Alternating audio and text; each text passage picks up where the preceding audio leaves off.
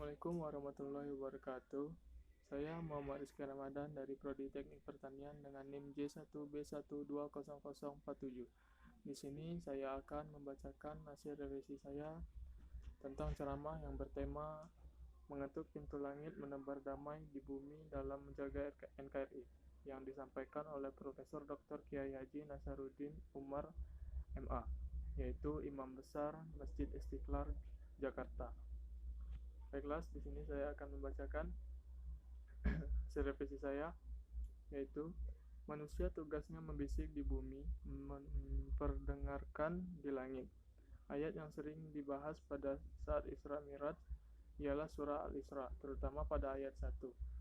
Surah Al-Isra diapit oleh 3 surah. Surah sebelumnya adalah surah An-Nahl. Dalam surah itu dijelaskan bagaimana serangga mendemonstrasikan sebuah obat berupa madu. Surah ini disebut surah intelektual. Kemudian masuklah surah Al-Isra yang merupakan surah yang dapat menjelaskan suatu perjalanan Nabi. Setelah surah tersebut barulah surah Al-Kahfi. Disebut sebagai surah kecerdasan spiritual, yang mana hampir semuanya di surah Al-Kahfi tidak bisa dijelaskan oleh akal. Jangan merendahkan orang-orang yang tidak populer, yang tidak menjadi selebritis di bumi. Bisa jadi orang yang di bumi tidak populer sama sekali menjadi populer di akhirat, atau selebriti di langit. Biasanya orang yang tidak populer justru memiliki ilmu yang tinggi. Kalau ingin mendekati langit, jatuhkanlah mahkota ke lantai. Salat merupakan alat sebagai connecting diri kita kepada Allah Subhanahu wa taala. Khusyuklah dalam salat.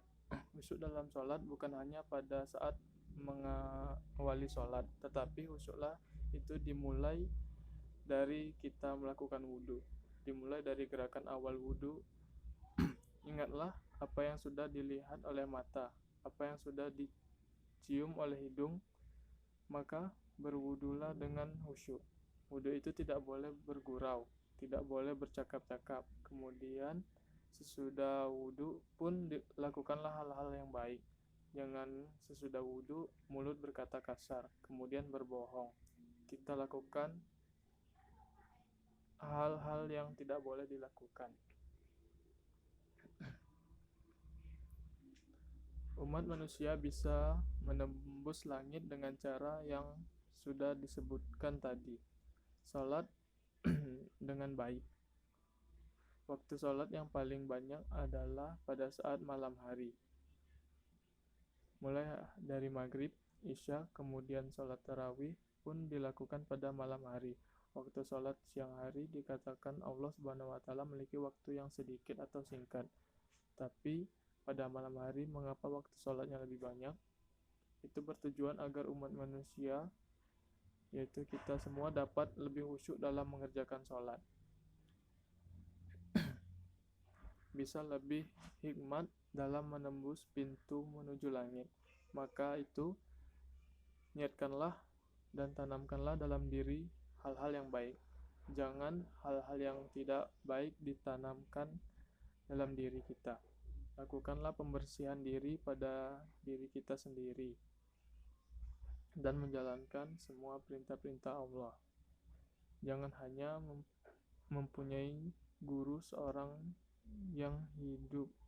Kita bisa belajar dengan impersonal. Jadi guru yang bukan orang atau manusia, ilmunya lebih dalam. Contohnya Nabi Sulaiman, itu gurunya adalah burung.